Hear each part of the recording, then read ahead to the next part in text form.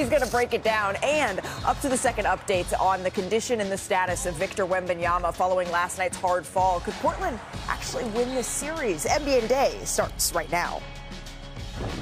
We do begin our show with our top story in the NBA today. Victor Wembanyama, he sustained a concussion during the second quarter of last night's Game 2. You can see here he took a hard fall, and this was after he played just 12 minutes. He was placed in concussion protocol and ruled out for the remainder of the game. So I want to bring in our senior NBA insider, Shams Charania, here for more on this. We know, right, that he is in, Shams, the NBA's concussion protocol, but what does that mean for him moving forward here? Malika, I'm told Victor Wembanyama did report to the Spurs facility this morning, and his status is uncertain for Game 3. I am told that Victor Wembanyama is hopeful to travel with the team on Thursday to Portland, but he and the team won't know for sure until then. Right now, he's in the concussion protocol, and that means he cannot participate in unrestricted activities for at least 48 hours. So that would be Thursday night. But he could do some gradual light work starting tonight if his symptoms don't worsen. And last night, when Victor Wembanyama was evaluated, he was diagnosed with a concussion. So that timeline for that protocol started last night. He then ended up going home right after the diagnosis to then rest and recover. So the Spurs are taking this very much day by day with Wemby. Okay, so 48 hours from the time he is placed in concussion protocols. At least one thing, though, Shams, that Mitch Johnson did say that I think is important is that he's not being evaluated for anything else other than a concussion. So when he hit the ground really hard, people were wondering about his jaw, maybe his head. Right now, it's the concussion that they are looking at. Shams, thank you very much for that insight. So keeping in mind that 48 hours, let's just take a look at the remaining schedule of the series here between the Blazers and the Spurs. Game 3, Game 4. They will be in Portland Friday and Sunday. You can catch Sunday's game 3:30 Eastern on ESPN. I do think it is worth noting it's a 10:30 p.m. Eastern tip-off on Friday and then an early tip-off on Sunday. And then if necessary, you see Game 6, Game 7. They will be Thursday, April 30th, Sunday, May the 2nd. As we welcome you inside our Los Angeles studio, Brian, I turn to you here first. When you saw Victor go down like that and knowing how long, 48 hours is one thing, but typically this can be 5 or even a week before we could see him back. Right. So first off, we have to acknowledge that concussion symptoms are unpredictable. That's why they have a protocol, because sometimes they show up later. So that is the upsetting news. The thing that you mentioned about him not potentially having any other injuries is really, really relieving, because, you know, even a dental injury you could have seen from that height. The second thing that I think is important is in the playoffs, in the first round, you always get one spot where you get 2 days off between. Sometimes you have two days off, but you always have at least 1 2-day gap. It just so happens that the 2-day gap is between 2 and 3. So at least the Spurs have this to go on. And while I know that this is a huge shock to the Spurs system, the fact that they do get two days will also help the team prepare for the game on Friday, whether he can play or not. I think that's the biggest point, is that you get 72 hours to prepare for Friday night. And certainly that lineup that they had out at the end of the game, that kind of that small ball lineup, and they had Luke Cornett out there with all the guards out there. I think that's probably, if Victor doesn't play, that's probably what we're going to more see. But time will tell as far as if we're going to see him on the court. Yeah, and right now, I mean, we're glad that it's certainly nothing more than a concussion, but this can be incredibly serious, so we're just hoping for the best here for Victor Wembanyama. But there was still a game, Chiney, to be played, so let's take you out to San Antonio to see how this one went down. We're going to pick this one up with under 10 minutes left in the fourth quarter here. Devin Vassell shoots, knocks down the jumper, Chiney. You're going to need more of that without Victor Wembanyama. The Spurs backcourt has to step up, and you need to see more plays like this from D. Fox as a facilitator. Luke Cornett has been absolutely incredible. I did not know he had that in his arsenal. Scoot Henderson, though, speaking of incredible, Euro steps his way inside, possibly his best stretch here as a Blazer. Without question, considering he missed 50 games this year with a hamstring injury, just amazing to get this in this time in the season. Henderson knocks down the 3 there. Next Portland possession here. Henderson kicks it out to Robert Williams III. Okay, get you a big man who can do an assist. You don't have that on the bingo there card. To clean it out. Have your teammates back. 17 seconds left in the fourth. Denny Avdia drives to the the paint. D-cell there on the pass. Gets it to the Time Lord. It is worth noting that they went close with the Time Lord over Klingon there, who you can see is hyped for his teammate there on the bench. 5.2 seconds left. The Spurs trail by 1. Vassell gets the inbound pass. He's been knocking those shots down. Good look. Just couldn't quite get it to fall. Vassell can't believe that one didn't go down. So the Trailblazers, they steal game 2, and they even up this series as they get the 106-103 win here. So San Antonio, remember, they were up by 14 points entering the final 8 minutes and 30 seconds of the fourth quarter. But the Blazers, they went on to close the game shooting 10 for 15. They outscored the Spurs 12-0 in the paint, and San Antonio's backcourt, they didn't make a shot over that stretch. They were 0 for 7. So we don't know, of course, how long Wemby is going to be out for here, as Kendrick Perkins joins us for this conversation as well. Chiney, you mentioned De'Aaron Fox, him needing to step up. Perk, who do you think needs to step up here? Oh, it's De'Aaron Fox for sure. I mean, when you talk about going on the road, the one knock against the San Antonio Spurs, while a lot of people didn't pick them to win it all, is their lack of experience, right? And so you're going on the road possibly without your generational talent. You need a veteran like De'Aaron Fox, a guy that has been in this moment, to rise to the occasion and level up. They don't need him to be popular. They need him to be powerful. One of those performances that we saw when he went toe-to-toe with Steph Curry a few years ago when he was in Sacramento. That's the type of impact he has to have, especially if they don't have Wemby and going on, because Portland is an underrated city when it comes to their fan base. It get rowdy in that arena. Oh, interesting, Perk. I was listening to you yesterday, and you were talking about the Knicks and the Hawks, and you said, oh, when you're in Atlanta in the playoffs, it's like the club. So there are a lot of underrated cities in your eyes, but I feel like it's more than just, De'Aaron Fox. It's the entire backcourt. Because right now they're getting big performances, not just the play-in, but also the playoffs from Denny Avdia. And then you have, obviously, Scoot Henderson showing up and having those out-of-the-character and times 30-plus points. It's going to be Stephon Castle. It's going to be Devin Vassell. The whole backcourt for the Spurs have to step up. But most importantly, I really felt like they were going to eke this out. And that's why I really think that the Trailblazers stole one. Because your star player goes down. You're at home. You have one of the best fan bases excited for this moment in the playoffs. And then you just didn't have that momentum down the stretch. And you made an important stat about how they shot so well in the paint because there was no helicopter there as well. And so they have to, now, I guess sometimes when you know someone's not there, you can scheme and prepare more accordingly. But I even thought that given the circumstances that they would pull this one out, they have to understand that they lost one. One thing that did happen was that Toumani Camara, who's an all-defensive player, he typically would have guarded Wembanyama down the stretch, and because he didn't have that assignment, everything adjusts. He went out to De'Aaron Fox. Sure. He didn't make the highlight, but he had 8 points in the fourth quarter. He actually had one of the most impactful games he's ever had.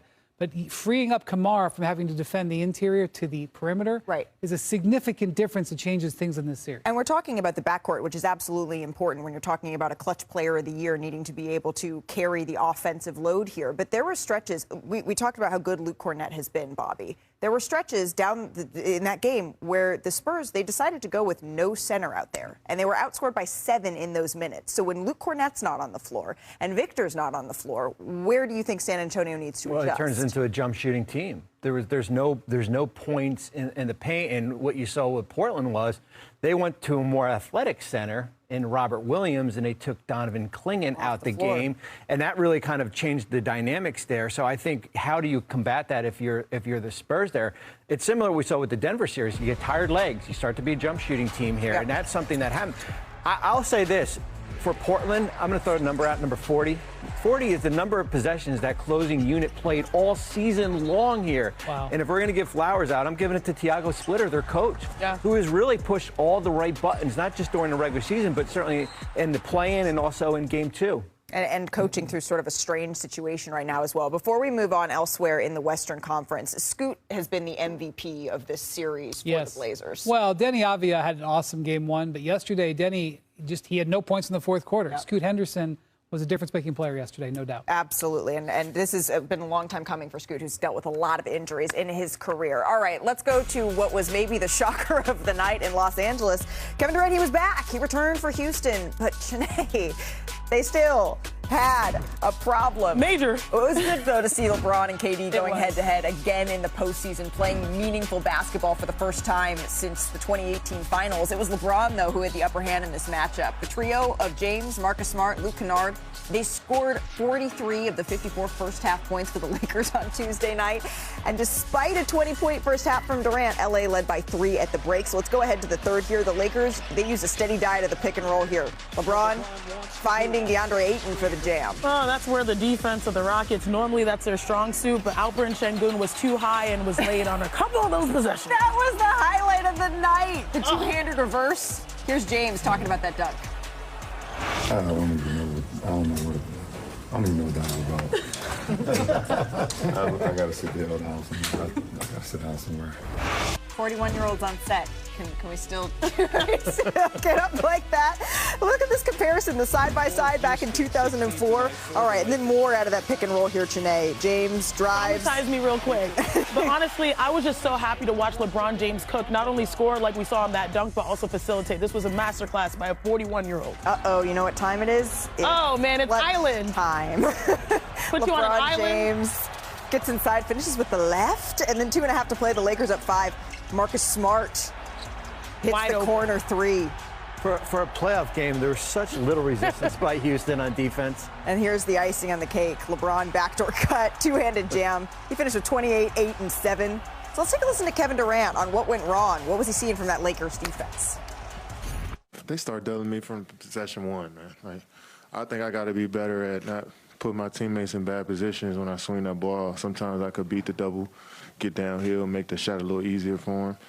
Shoot the ball, I mean, with two to three people on me, I shoot the ball, we can get offensive rebound. I'm trying to make passes, I'm trying to make the correct, swing the ball sometimes, but I feel like I got to shoot more of those and put my teammates in better position. They're making threes, and we're not.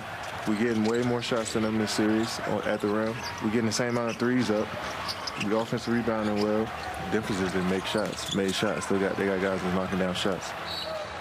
I was in that press conference, and I don't think KD was so much surprised by the double team because he saw it so much in the regular season, but there was no answer that they had out of it. You used a good word. You used an SAT word on the Wildly Successful Hoop Collective podcast about the approach here that we need to go, the two-pronged approach for... Bifurcated.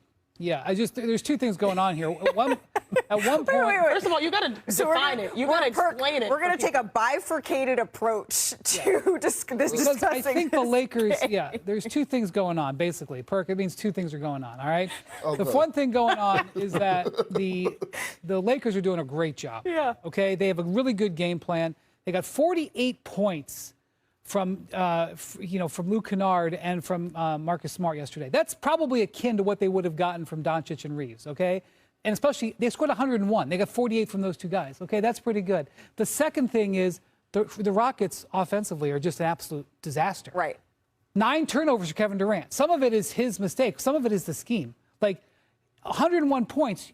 I know that we showed the Rockets screwing up on defense. You can survive 101 points in 2026. You should be able to score 102. They can't score anything on offense. So in that bifurcated approach, Perk, when you're looking at the Lakers side of all of this, what did they do? Because, yes, of course, it was the Rockets' mistakes, but what impressed you about the game plan that they executed? Well, I mean, it's the IQ, right? And then we got to give a lot of flowers to J.J. Redick because he deserved every bit of it, right? When you talk about putting together a game plan, when you talk about empowering the role players and others to elevate their game, Jackson Hayes played the best game that I've seen him play in a long time. If you're a box score watcher, then you won't be able to see exactly or hear what I'm saying. But when you talk about doing the little things, he maxed out. That possession in the fourth quarter where he got the ball from LeBron in the pocket pass and he made the simple high IQ pass to the wing and then they swung it to the corner to Marcus Smart for the 3. That was big. That was a crucial play. So, again, when you think about what J.J. Redick is putting together, he's out coaching Ime Udoka. He's maxing out his guys. His rotations are on point, and that's why we're seeing the difference between the two. And the numbers to back you up, Perk.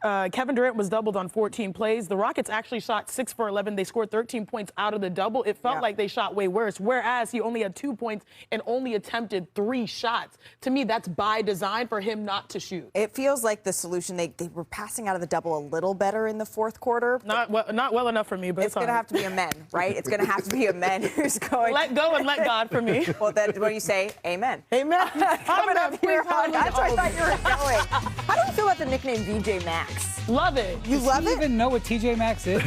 They do. That was like at the beginning of the year. They had the hat. Well, we know that they just redefined. Yeah, but before that, did he know? Probably not. We're going to talk that game coming up. Plus, Caitlin Clark, she takes to the mic at Media Day for the Fever, what she said about the season opener and how she's setting the tone for Indiana. Oh, nice picture. And Victor Wembanyama, he is in concussion protocol, but what does that actually mean? Tim McMahon, he's going to stop by to break down the timeline, the actual next steps, just point by point, and then the realistic outlook. Could Victor be back for Game 3? But this one went down.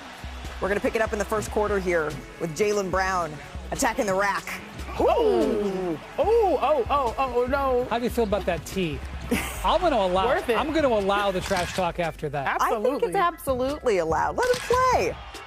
But we would, Shanae, see the VJ Edgecombe effect early and often in this one. He came out aggressive. I know we have a Rookie of the Year battle, right, between Khan and Coop, but he's been such a delight to watch. That's a Malika Andrews word because he is just explosive. But when he's knocking down threes like this, he is truly a game changer. We love a delight. He recorded 20 points in the first half, became the first 76ers rookie with a 20-point half in the playoffs in the play-by-play era. He wasn't done making history. Let's jump ahead to the fourth here. Brown gets to his spot, knocks it down, Bobby Marks. I thought Philly was in trouble here. You get that crowd going. You saw that look? Here you go. Maxey pulls up. This was the bet that Joe Mazzulla made, staying in that drop coverage. He said, we're going to dare you to shoot. I have not seen the Celtics play this type of coverage the entire season. I think the stats back that up, and I do not think we'll see it this much again. Excuse me, sir. 76ers closing this one out. Reverse layup plus the foul. Maxey finished with 29 points. VJ finished with 30 points. The 76ers win this one and even up the series. Here's VJ and Paul. The guy next to you is the first rookie since Tim Duncan to have 30 and 10 in a playoff game, and he surpassed Magic as the youngest guy to ever do that in a playoff game. I was curious what your thoughts are. You did that? You wildin'? You know, I've been saying it all year long. He's far past a rookie. And are you 21 yet? No, 20. What a 20-year-old could do. Do we need a little handshake like that? A little handshake? Yeah. I like that. He became the first, VJ did, the youngest player, rather, in NBA history. He had at least 30 points and 10 rebounds in a postseason game. And that distinction, it previously belonged to Magic Johnson, who was 11 days older than Edgecombe. I love when it has to come down to the nitty-gritty, to the days. All right, today, there was something, though, about the Celtics defense that you wanted to highlight. What was that? I respect Joe Mazzulla, and you know the phrase, in order to go where you've never gone, you've got to do things you've never done. And you're trying to win a championship again, so you're going to do something else. But don't do this again. Don't do this again. Don't give them that much space. Don't give VJ Max this much space, because look how wide open VJ is to knock this down. They made 19 threes. That's like giving a layup to a pro. It doesn't matter if that they're not natural shooters. They like to get downhill. When you're this wide open and you see one go down while you're in drop coverage, it's going to be a long night. And once they hit a couple threes, it's like giving the HOV lane to a Ferrari. You're going to go all the way to the basket. You're going to go all the way and hit your step back. You're going to feel so comfortable. Again, I respect Joe Mazzulla, his schemes. He always does different things. But respectfully, don't do that again. Don't do that. I think everyone learned their lesson. I think they did. And if you didn't learn your lesson from that game, you learn your lesson from the other two games that Philadelphia won during the regular season. Who wins the three-point battle will win this series. In the 6 games played this year, the wins for Philadelphia, 42% from 3. Boston shot 28% in the losses here. So that is going to be the key. Right. If you can make threes, you're going to win this series. Well, 13 of 50 is not what the Celtics want to shoot from 3, but we know that, Perk, they're a high-volume three-point shooting team. What adjustments do you want to see from them as this series shifts back to Philadelphia? Well, one, I want to see Jaylen Brown, Jason Tatum, Derek White, two-way players play some damn defense and lock that up, all right? VJ Edgecombe them had their moment, but you're not going to change the Joe Mazzulla system offensively. This is who they are. This is the recipe that won them a championship. They're going to continue to shoot that. I would like at times to see a little balance, especially with Jason Tatum, using him in the low post, mid post, even at the nail action, even with Jaylen Brown. Put Tyrese Maxey in a lot of situations where he have to guard those bigger guards in certain areas where it create a mismatch, and, you know, get them an opportunity to probably put them, you know, get them in foul trouble or get them to the free throw line. Well, and then the question of Joel Embiid hangs And does that give Joel a little bit more time? We know our Tim Bontemps said he's returned to some ramping up activities here. All right, that's what's happening in the NBA playoffs. We're also, though, a little over 2 weeks away from the start of the WNBA season. Training camps, they're in full swing, and the Indiana Fever. They had media day earlier today. Caitlin Clark, she was open about her return from injury, the differences we're going to see with Indiana and her back on the court this season. Here's Caitlin Clark. Yeah, I think a little bit of off-the-ball stuff. Like, I think mostly on dead balls. Like, I think I'm the best transition player in the league. That's where I thrive. Everybody knows that's my game. So, you know, getting the ball off of rebound or in transition, like that's probably when I'm going to be the primary ball handler more than anything. And then getting off the ball a little bit and catching your breath. Like, it is exhausting bringing the ball up 94 feet versus pressure every single time. So we certainly need to find somebody that can handle the ball a little bit and give me a little bit of a break. And I think Raven and Ty and even other people through camp, Tori's done a great job. I think there's a lot of different things that can give us a lot of different looks and just makes us harder to guard more than anything. I'm just glad to see her back and healthy, right? Yes. We didn't get a full healthy season. And they look here at the 2026 W season schedule for the games on ABC. Keep in mind the doubleheader on opening weekend. It's also going to be available on Disney+. And ABC is going to have 2 more doubleheaders in the first half of the season. Do you think that he has a llama named Victor Wembanyama? Keldon Johnson will find out tonight if he's taking home some hardware. He's one of 3 finalists for the 6th Man of the Year award here as we stick in the West. The Suns taking on the top-seeded Oklahoma City Thunder here in Game 2. The Suns, of course, are 15.5-point underdogs to the defending champs, which tells you how tall of a task Kendrick Perkins they are facing. So if Phoenix is going to make this even a competitive game, let alone a series tonight, what is it going to come down to? Well, you know, in all these series, all we keep talking about is the X factor. Well, in this series for the Phoenix Suns, let's talk about who's going to be the factor, who's going to be the guy that's going to lead them, and it got to be Devin Booker. Like, I'm waiting on him to have that moment. He didn't have it really in the play-in tournament. I felt like Jalen Green was that guy for us scoring-wise. When you're going against the champs, and I know this is one of the greatest defensive teams that we've ever seen in NBA history, you still need Devin Booker to rise to the occasion. We're talking about one of the most efficient, elite scorers that this game has ever seen on the big stage. I need to know if he's ready to dance. What? Respect, Perk, you know I love you. I love you. You're my big bro. But did you see what they were doing to Devin Booker? He still had 23 points. They were double-teaming that man. Good enough. 23 ain't good enough, Janae. You got to find a way. We got to realize, listen, I didn't watch Kobe Bryant get doubled. I didn't watch Paul Pierce get doubled, and I still seen them come out with 40 pieces. You still got to find a way. Yes, your coach got to help you. I understand. Your teammates got to help you, too. No. I know that, Janae, but you telling me if Devin Booker continue to average 23, they're going to have a good shot at winning the game in this series? You do need more points, yes. But still, when I was watching Devin Booker play, I was also seeing that defense that you said is historical double-teaming him. And he needs people to take the pressure off of him when he releases the ball. He's already scoring in those pockets of transition. He's scoring in broken plays. But when you're double-teamed, it's very difficult. This is a defense that forced 17 turnovers against the Phoenix Suns. Do you know how many points they scored off of that? 34, whereas they took care of the ball. They themselves, the Oklahoma City Thunder, only committed 6 turnovers. And so for how many points? For 2. For 2. So, like, I understand that we want a Devin Booker moment. Trust me, I love that. He's one of my favorite players. But by design in the playoffs, they're going to attack that man until someone else beats them. Someone not named Devin Booker. It's got to be Jalen Green showing up in big moments. We've seen in the play-in, he's exploded. He's had some big games. If he is able to drop 30 or so, that takes pressure off so the defense can move and adjust. But right now, they're just circling around him. Yeah, I know. Yes. You know what my grandpa used to tell me, God rest his soul, right? When 2 people disagree, the next word is bet. Oh, we going, oh! All right, well, then that perfectly brings us to our betting segment. They're going to bet a llama. Texans are going to bet a llama. By DraftKings Sportsbook. All right, let's roll through a couple of these here, starting with you, Shanae. And for all of these reasons, I am betting that Jalen Green scores at least 18 points. You need about 25 or 27 from him to take the pressure off of Devin Booker. And speaking of Jalen's, let's go to J-Dub. He will get at least 5 rebounds in my eyes because he's playing aggressive and he's also leading the break when SGA doesn't have the ball. And speaking of SGA, he's due. He's due. He had 25, I think, in game 1. He likes to get to that 30 line, so I like SGA, the front runner for MVP, to be productive. Perk, Kendrick. Perk, comma, Kendrick. I'll add that all up, plus 390 on DraftKings Sportsbook. All customers can get a profit boost every day of the playoffs. Download the app, use the promo code SCREEN when you